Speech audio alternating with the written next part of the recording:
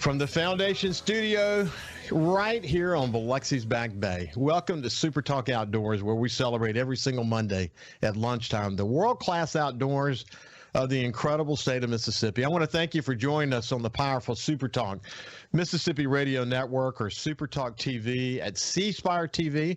But if you're listening on Facebook or YouTube or your favorite podcast, it's March the 21st, 2022. I want to thank you for going to the Super Talk Outdoors Facebook page and liking us.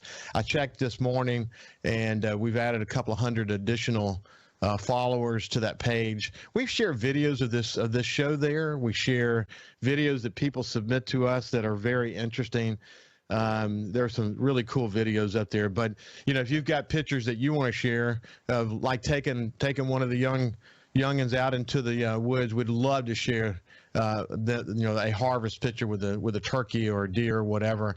But go to our Super Talk Outdoors Facebook page and like us and share it with your friends who love Mississippi's outdoors. We're trying to grow that page, and we'd appreciate you going to the page and liking us as well. Hey, there's still a little bit of Christmas in the air this morning. Maybe the last little bastion of cold weather we're going to get this year. But I tell you, the turkey guys really enjoy it, and women. We had a couple of days last week of foggy weather.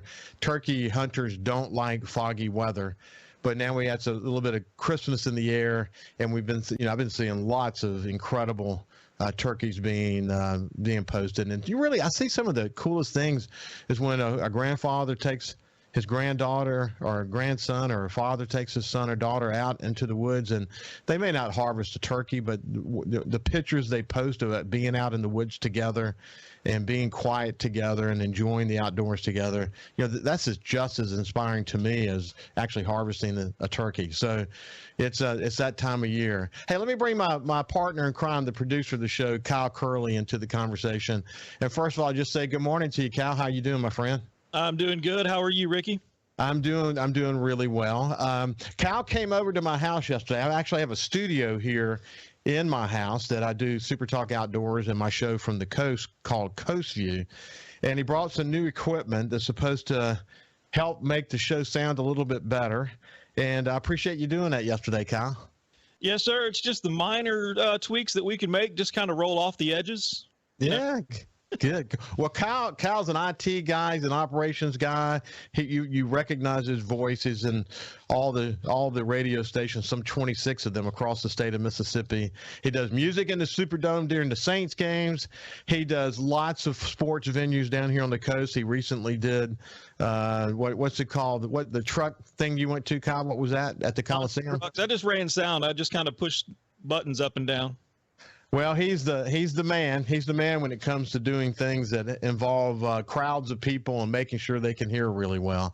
But Kyle, you were here too. My son, while you were here doing my equipment, my son Jordan had taken my 3 grandkids out in our skiff, and they had such a good time, man. They caught a couple of specks and a couple of other fish, and he kind of took his life into his own hands, taking 3, I think, 2-year-old. A 4-year-old and a 6-year-old out fishing with him. But it was a beautiful day for them to be able to do that, wasn't it, buddy? It really was, and I'm not sure how he decided that was a good thing to do, was to get in a boat with 3 kids under 6 and go fishing. More power. Well, he survived it, and for the Super Talk TV, YouTube, and Facebook group, you can see some of the photos that we're sharing. You had the opportunity to go fishing yourself down here recently, didn't you, Kyle? Yeah, we went a couple of weeks ago before, I guess we had a good stretch of sun and no rain, and we were able to go. And we probably didn't go at the right time, but it got us out of the house and spent some time with my son. We just kind of hung out I think we went to Moses Pier, and then we went fished back by Marina Cantina in Gulfport, and didn't have much luck, but we had fun. Well, I love when you talk about you and your son and the time y'all spend in the outdoors together. I did that with my kids, and now my kids are doing it with the grandkids. And, I feel like a family that fishes and hunts and enjoys the outdoors together stays together. And it's a great opportunity for you and your son to spend quality time together, isn't it? It really is. And he's constantly asking me when we can go back again. Hey, Kyle, I can't help but think, I still have the the Ukrainian flag flying over my shoulder here, but I can't help but think about and pray for the people of Ukraine. And for people who listen to my show on the Coast View, I met a woman. Her name is Laurie Jackson. She's from Florida. And my cousin knows her really well. My cousin lives in Alabama, and my cousin has actually adopted a couple of boys from Ukraine. That's how she met Laurie Jackson.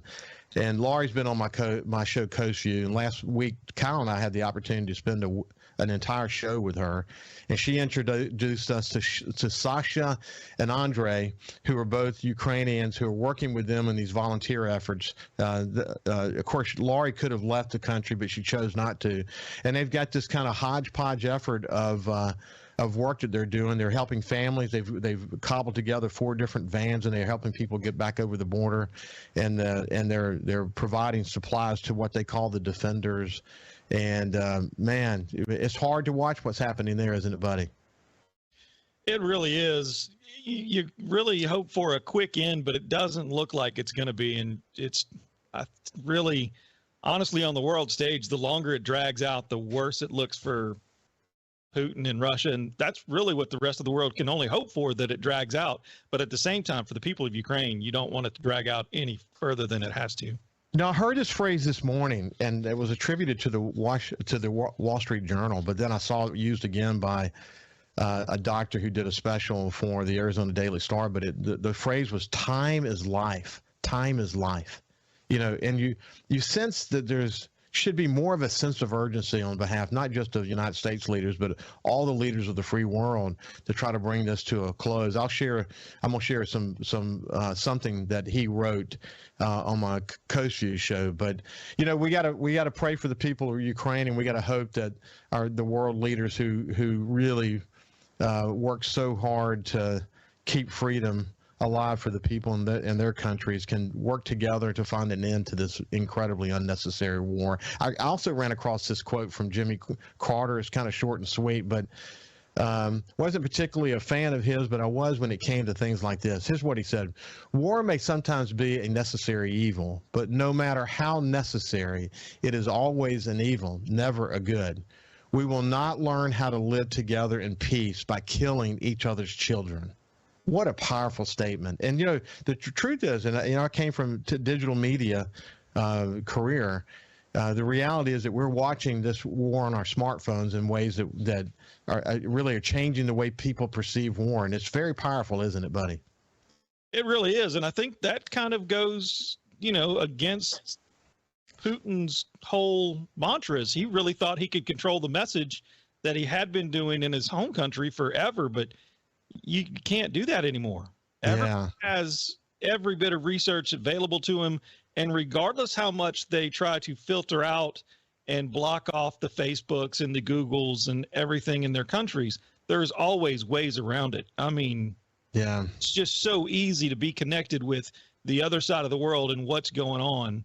You just can't control the message. It's tough to watch. It's tough to watch. We wanted to mention it this morning just because I know it's on everybody's mind. You've been watching it all weekend.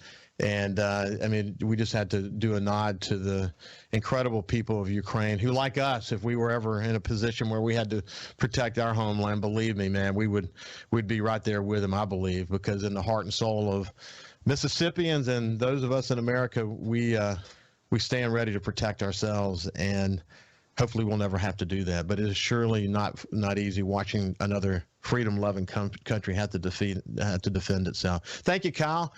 I'm going to shift over now real quick and just give you an update on the trust fund. I had the opportunity to visit with Paul Gallo last week, and we talked about the income tax issue, and we also talked about the Conservation Trust Fund. Hey, actually, just before I went on the show, I got a call from Lieutenant Governor Delbert Hosemann, who assured me that he was committed to the trust fund and said they planned to fund it significantly. And he subsequently sent me a note and said that he said to me it was good to visit. The Senate's going to increase the requested amount to fully fund the first year, the $20 million. And that's good to hear. Where the trust fund is now, it will be in negotiation between the Senate and the House. The House really strongly believes that we need to do a diversion of some sort of multi-year committed funds. and hopefully they can get that done. It's important because a lot of the federal funds that we go after are multi-year funds.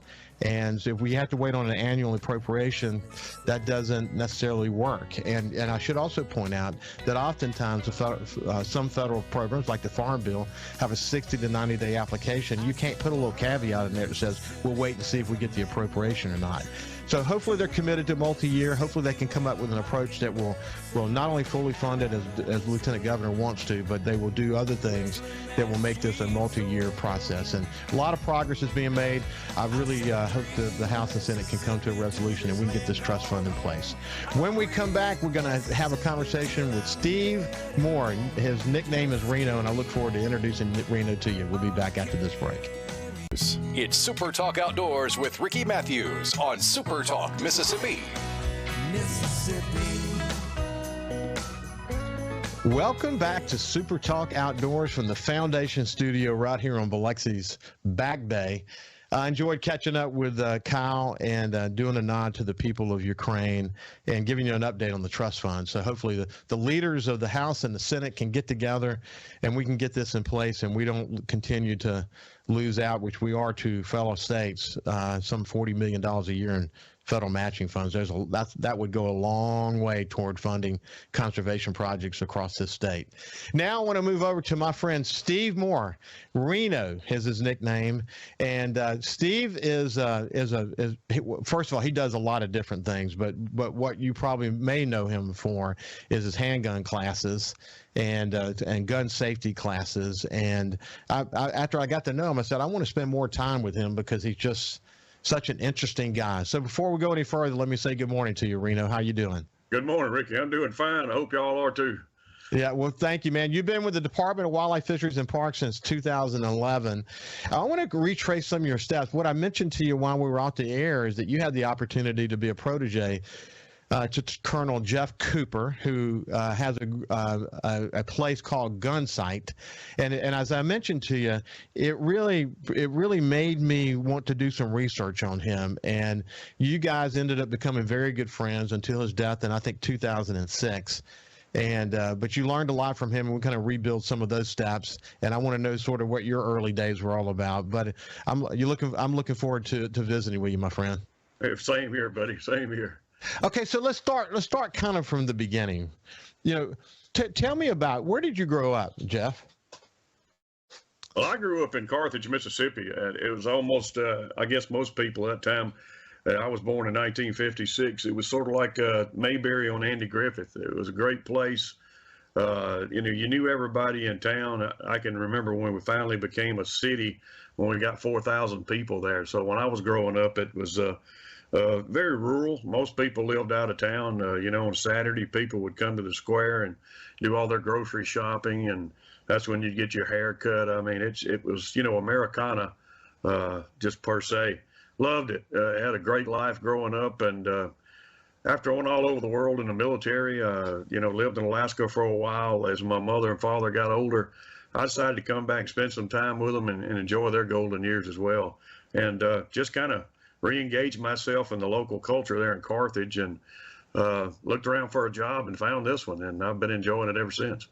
When you're talking about Carthage and the way it was, in some ways it's still that way. I mean, there are towns all across Mississippi that are a little bit like going back in time, and as regards to the values that exist there, the small town feel, still a great place to go, like have breakfast and be with the people who are the thought providers for the community all in one spot, having coffee and breakfast together. But we're lucky that Mississippi is a collection of small towns, aren't we?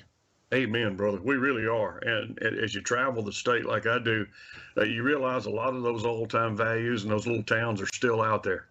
Yeah. They really are. So did you, when you were growing up, did your father and grandfathers, did they teach you a love of the outdoors? My grandfather really did. My father was a pharmacist and stayed busy most of the time. But again, we lived on a little small farm, and we had cows, and he tried to build all of us a menagerie. I mean, we had every kind of goose, duck, guinea, chicken. I mean, he wanted to raise us so that we would be able to take care of ourselves if times got tough It looks like that might have been a good idea. It's just he grew up on a farm, and he wanted us to have those same abilities, those same experiences. And I was blessed to have a father that was able to provide those things to us and valued them, and a mother that supported and loved us. My mother and father are still alive. Dad's 91 and mother's 88, and I'm 65 going on 66. I'm very blessed to still have both my parents, and they haven't changed probably a day in their lives, man. I guess we all get set in our ways, but they're the most loving, gentle, and supportive people in the world until you cross one of their children or family members. But they're the epitome of the South. It's what I think makes Mississippi so wonderful. It's the people that inhabit our state that makes us so wonderful. Well, I'm 64. I'll be 65 in August, and I'm lucky, too, to have my mother still. And, when you talked about your dad, my dad was like your dad. My dad worked a lot, but he loved to fish, and we would go on our annual dove hunts together, and he just loved to be in the outdoors. But my grandfathers were both mostly retired as I was growing up, and they both loved to fish. They hunted, too, but they loved to fish. And, some of my fondest memories are with my grandfathers and the time we spent together. At one point, we lived in Pensacola for a really short period of time. We were in Mississippi by the time I was 4, but my grandparents still lived in Pensacola. And we'd go rent a house for the summer over in Pensacola. And I was like 8 years old, and my parents would let me go to the Pensacola Pier and stay all day long. I would never have let my 8-year-old just leave and go to the pier. I mean, it's not the safest thing to do. But I often look back on my time in the outdoors as having saved me. Do you look at it that way for yourself? Well, I do. I was born an outdoorsman. It's like mother and father, I think they worried about me a little at first because I wanted to spend all the time out. When it got dark, I'd come inside, but the rest of the time I was out doing something outdoors. Whether it was fishing or hunting or any of those outdoor activities, or whether it was just running through the woods with my dog, just seeing what I could discover. The outdoors have always played a large part of my life. Yeah. So we're going to shift gears, and we'll kind of continue to build what you were doing prior to joining the department in 2011. But along the way, you discovered this man that I mentioned at the beginning, Colonel Jeff Cooper, who ultimately developed Gunsight. For people who haven't heard of that before, or Jeff Cooper, you ought to go do a search on him.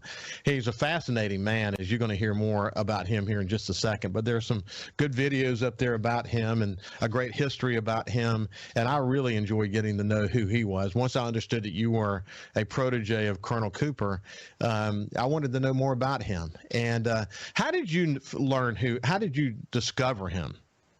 A friend of mine brought a book to me. I'm an avid reader, always have been, and the title of it was To Ride, Shoot Straight, and Speak the Truth by Colonel Jeff Cooper. And he captivated me from the opening page. I mean, I stayed up to 3 o'clock in the morning until I read that book all the way straight through it. And my desire was, I've got to meet this man. I've never read a book where someone thinks exactly like I do and has the same closely held opinions and value system. And so I started asking around, and they said, well, we don't know how to meet him. So, I just, that was back before the internet and stuff. And right day in the morning, I just decided to go down to the gun shop. And the guy down there said, oh, he runs a place called Gunsight. Have it since 1976. He said, I think I can get his telephone number. And I called him up just to ask about the program, and Colonel Cooper answered the phone. And man, it took him about 30 seconds to describe, everything that was going on. And I told him I'd wanted to come out and meet him, and he said, take the course. And I signed up for the General Pistol 250 class, and the rest is history. I mean, he became sort of, like I said before, almost a father to me, a second father to me, or an uncle. And he was my mentor for the rest of his life until 2006 when he passed away. Well, he was born in 1920, and I was fascinated that during his childhood, his family actually had a summer home on Catalina Island, and he used to roam around, and he was introduced to rifle shooting when he was 11 years old. But did he talk about that to you? Did he remember his times on Catalina and his time in California, and did he talk about those days? Not as much as he did during the books and stuff. I mean, he'd talk about more of when I would go see him, he would ask you to stay with him, and he'd want to stay up late at night by the fire and just talking about things, and he would pick your brain. I mean, he would pick every recess in your brain. He'd want to know about your current experiences. I was working in the Middle East as a helicopter pilot at the time for some paramilitary organizations, and he had worked with the Central Intelligence Agency over in the Far East and also down in Central America. So, we were talking about some of the things that were going on, what I was doing, and he wanted to experience vicariously, whatever you were doing and get intellectually involved, but he wanted to know what things felt like, what they sounded like, what was going on in your mind, the time sequence things. I mean, he was a genius, and he really wanted to know everything he could know. And so he would really just do that Vulcan mind meld with you and try to pick your brain, and really enjoyed, just talking to people. Yeah, he went to Stanford University, got a degree in political science. When you study his life, you really understand how that informed him. It created sort of a structure that he then evaluated so much of the way the world works. That he was in basic training when Pearl Harbor happened. I mean, so many interesting facts about him that I learned. But along the way, as you pointed out, he did some work for the CIA. He actually went to his grave with what that work was. He never spoke about it. Kept that sort of that secret the way it should have been kept. We're talking about Colonel Jeff Cooper, who built this organization called Gunsight. We'll come back to that in just a second, which Jeff Cooper was a protege to Reno, and Reno is teaching handgun classes for the Department of Wildlife, Fisheries, and Parks. It has been since 2011. When we come back, we'll continue the conversation. See you after this break. Whistling that sweet soul for him. I said 3 Mississippi to walls and fall football.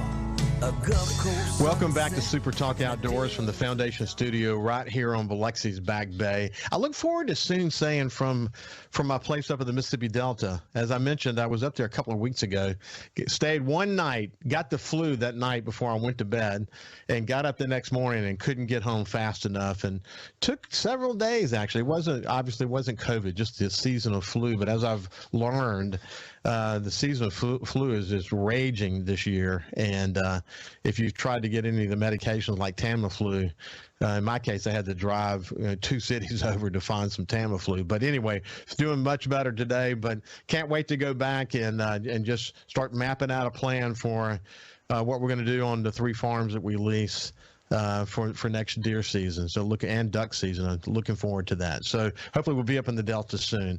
We're having a conversation with my friend Reno, who is a handgun specialist.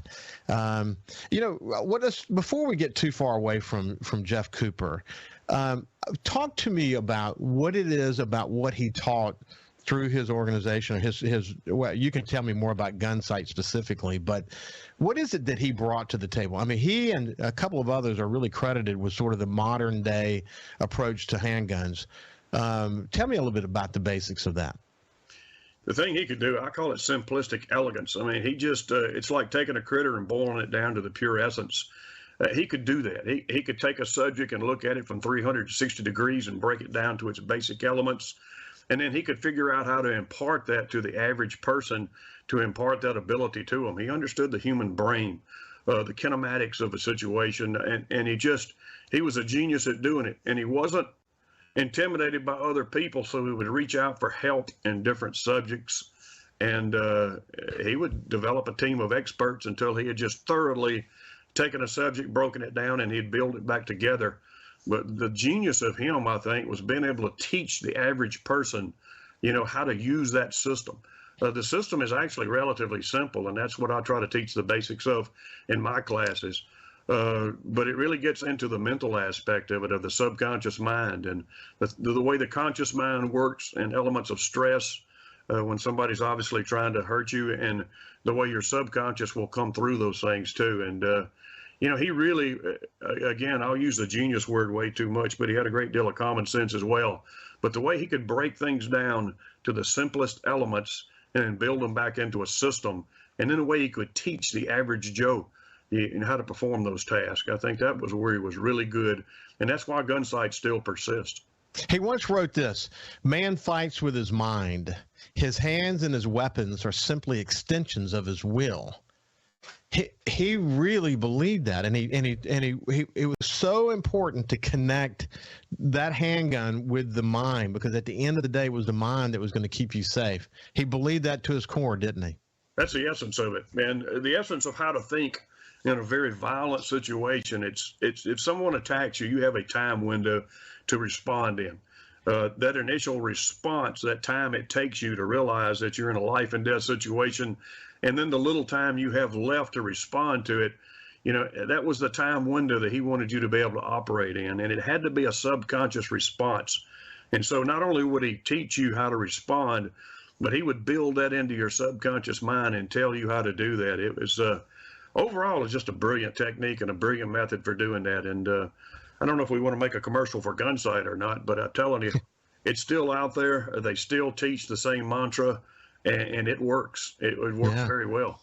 I know he sold it, and when he did, he wanted to still be the boss, and so he wanted to still be involved, and it really did create this, like, I think his legacy will live on through that academy. One other thing that he wrote, which I found incredibly powerful, this is what he said. This goes back to what you were just saying. The state of mind which ensures victory in a gunfight. It is composed of awareness, anticipation, concentration, and coolness. Above all, it is the essence of self-control. Dexterity and marksmanship are prerequisites to confidence, and confidence is a prerequisite to self-control. Man, that's pretty powerful. And teaching that is a bit of a science, isn't it? It is. It is. I mean, you have to understand people, and you have to like people too. But my background is chemistry, pre-med, and so I'm not saying I'm a brain surgeon or anything, but if you understand the human mind and the way it works, he understood that. He had an intrinsic feel for it, and he was able to really take that and infuse those things into your mind mentally so well. The course that he taught, and the one they still teach out there, and they teach multiple courses, multiple different weapon types, but the basis for Gunsight is what they call the General 250 class, and that's general pistol. And the basics of that course, they're just brilliant. I mean, I've had doctor friends of mine go out there, and they're like, man, I wish I could have met this guy, because this course on its elemental levels, he understands the way the human mind works and the way the body works. And he says he understands. He says he must have been a doctor. And I said, no, he wasn't a doctor, but he was definitely a genius. But the people that really do understand the way the mind works are really amazed at the colonel and what he was able to do. Well, by extension, Reno, you've had the opportunity now through his teachings, to really hone your skills and the way you do things. And you actually teach the courses at the three major shooting ranges for Mississippi. But, we should, for people who may not have heard about the three major shooting ranges for Mississippi, first of all, we're lucky as heck to have these incredible facilities. Amen. But tell about the three of them. We have three of them: North, Central, and South Mississippi. The one in South Mississippi that you're a lot closer to is what we call the McHenry Range. It's about 9 miles south of Wiggins. It's about 23 miles north of Gulfport. Then we have one in Central Mississippi, the Turcotte Range. We're about 9 miles south of Canton, really on the northeastern section of the reservoir. And then we have one outside of Sardis, Mississippi, we call the McIver Range. It's in the McIver. They actually pronounce it the McKeever community, but we pronounce it McIver for some reason. But it's our range up in North Mississippi. It's just a few miles outside of Sardis. So we tried to stretch them, all the way across the state. Each of our ranges has a pistol range, rifle range, 5-stand skeet and archery.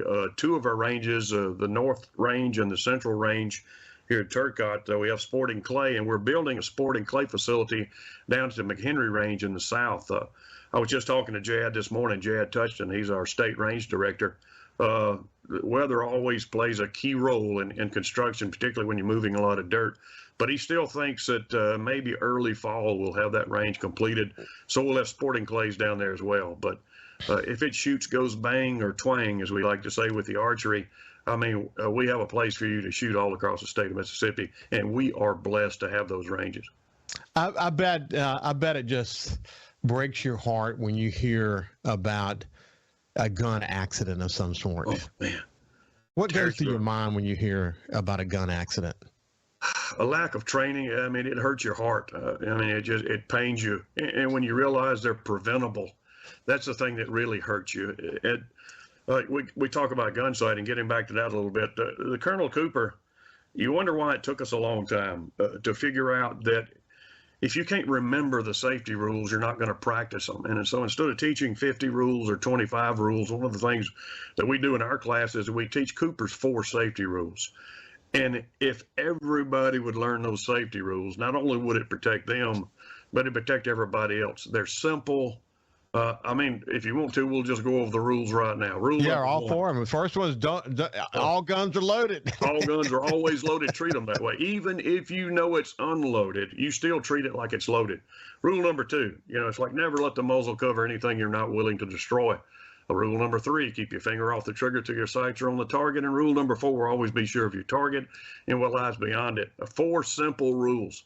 I teach them to my nephews and nieces. I taught them to them when they were 5 years old. So if a 5-year-old child can remember those rules, everybody else can too.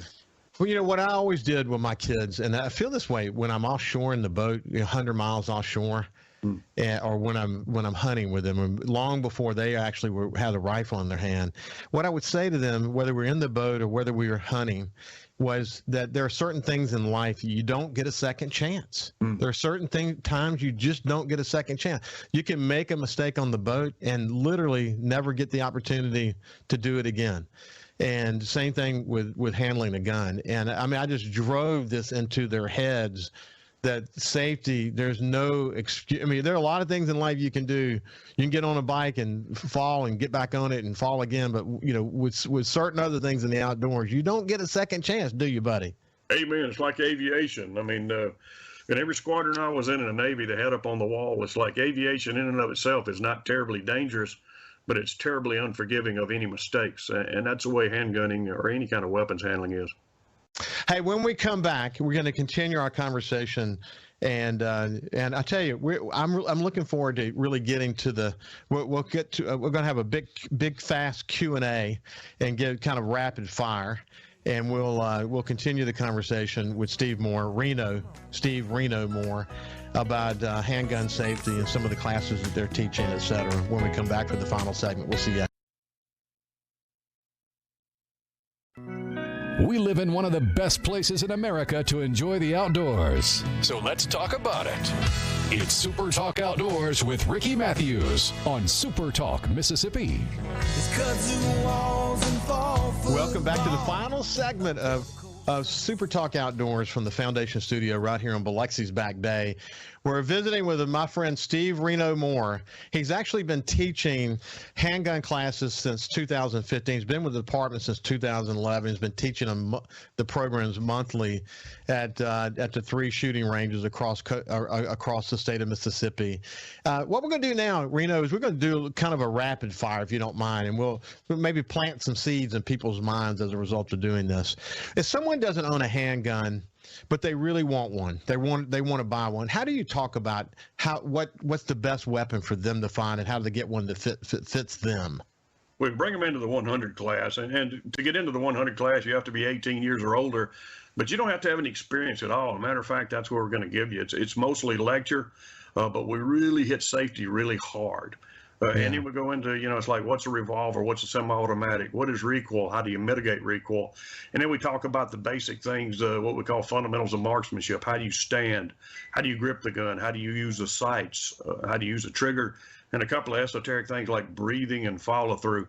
But we take them through those things. And we have a little bit of shooting in the 100 class, but you don't even have to bring a gun. We'll provide 4 different weapons for you to use. It's one-on-one instruction, so you don't have to worry about anybody else beside you, flying brass or noise or anything. Any noise is created by you. But it's a very controlled circumstance. It's a very safe, and it's a low-pressure exercise that we try to make you feel at home. We sit down in a very relaxed manner. We talk about everything before we do it. We do it dry fire before we do live fire. And we try to give everybody enough information so that they can make an informed decision about which handgun would work best for them. It's like a pair of shoes. Everybody wears different size shoes, different styles and stuff, and everybody has likes and dislikes. But a handgun is a personal thing, and it's like a pair of shoes. It's got to feel good to you. So we try to find something that will work for you, but you are the ultimate decider. We just try to give you a lot of information so that you can make an informed decision on which might work best for you. So that's the basic handgun 100 class, and then there's actually a basic handgun 200 class, and then there's an enhanced carry class, permit class. Do you suggest that people go through those classes progressively?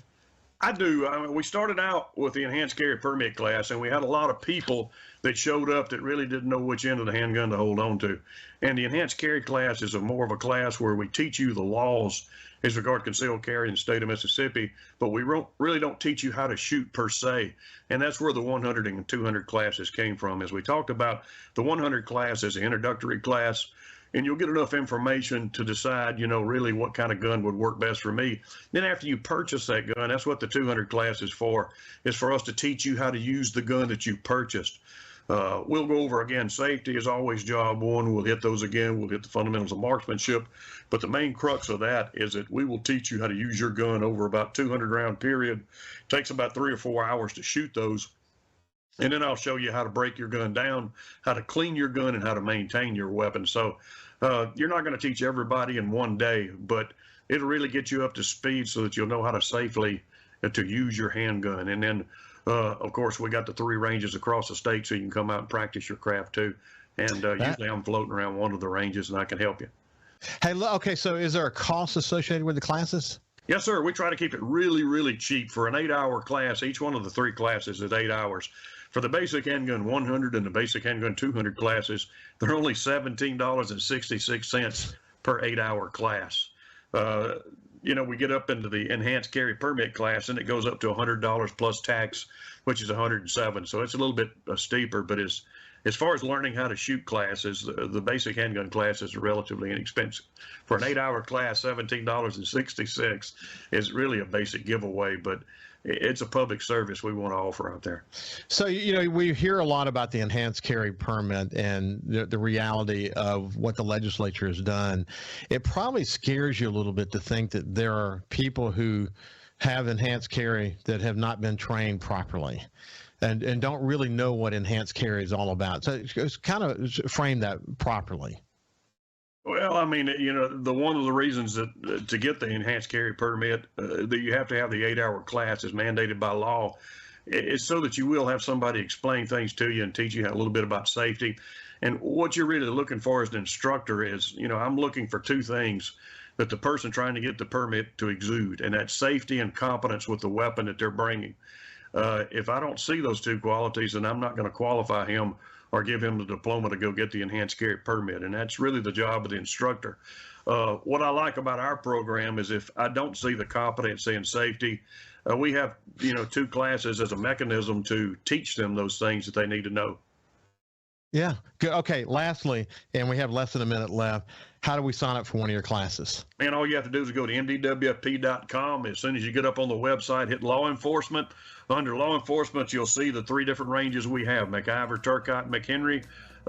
Click on one of those ranges and they'll show the class times and dates and stuff, information, as well as my email at steve.moore@wfp.ms.gov. And you can sign up and I'll send you a confirming email. That's awesome. You can just do a search on Steve Moore for Wildlife Fisheries and Parks in Mississippi, and you'll find your way there for sure. Hey, Steve, Reno, it's been a pleasure to visit with you this morning. Keep up the good work, and I look forward to attending one of your classes. Maybe my wife will join me as well. We'll see you soon, my friend. Thank you, Ricky. It's been great. Have a great week. Stay safe in the outdoors. I'm going to say that every single week. Always put safety first. That's what this show is all about today. So we'll see you next Monday, and have a great week. We'll see you then.